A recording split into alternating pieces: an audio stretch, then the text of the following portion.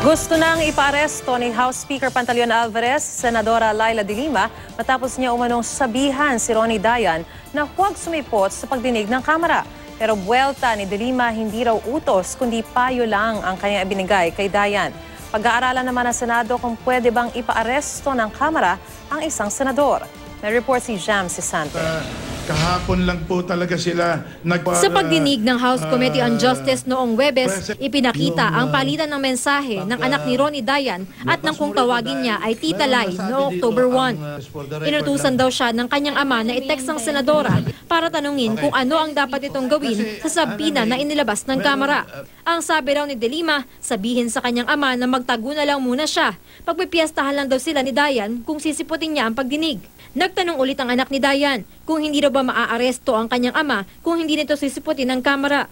Sagot ng senadora, hindi raw ba talagang nagtatago na ang kanyang ama.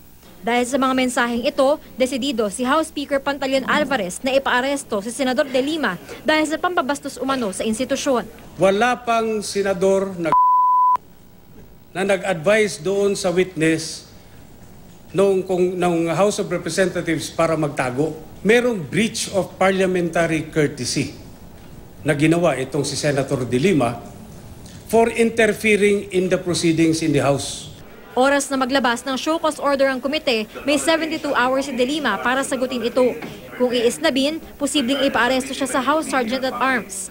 Ayon pa kay Congressman Rudy Fariñas, pwedeng i-cite for contempt ng Justice Committee si de Lima. O di kaya sampahan ng kaso ng Kamara sa Korte na maaari raw magamit sa kanyang disbarment at maghain ng reklamo sa Senate Ethics Committee.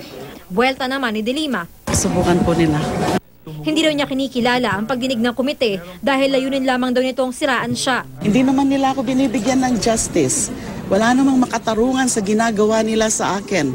So why call it obstruction of justice? Mas maganda tawagin ang itawag natin dyan obstruction of persecution. I'm trying to obstruct the acts of persecution being done to me by this administration. Hindi rin daw utos kundi payo ang kanyang ibinigay kay Dayan. Anong utos? I stand by my advice. It was an advice and I stand by it. Wala pa raw natatanggap na show cause order si de Lima at wala raw siyang balak humarap sa Kamara. Muli rin niya iginiit na wala siyang kinalaman sa illegal na droga. Umalma naman si Gabriela Party List Representative Arlene Brosas sa mga paraan ng pagtatanong kay Dayan sa pagdinig. Ang ilang mga katanungan ay sexist, unnecessary at naghihikayat ng kaisipang macho at pangiinsulto sa kababaihan. Bagamat humingi ng paumanhin si House Speaker Alvarez sa naging asal at tanong ng ilang mambabatas, kinailangan daw ito ng pagkakataon. Hindi rin daw ito usapin ng pagkababae ni de Lima. Bakit hindi nila kinonsider yung asawa ni Ronnie Dayan? Babae yun. Sa tingin ko siya yung argabyado dito. Yung paggamit ng mga subordinates mo, di ba sexual harassment yun? Babae lang ba yung nasi-sexual harassment dito? Nanindigan din ng ilang kongresista na nasa lugar ang kanilang pagtatanong. The very purpose of summoning Dayan is to probe the limits of that intimacy and how that intimacy was used in the drug trade.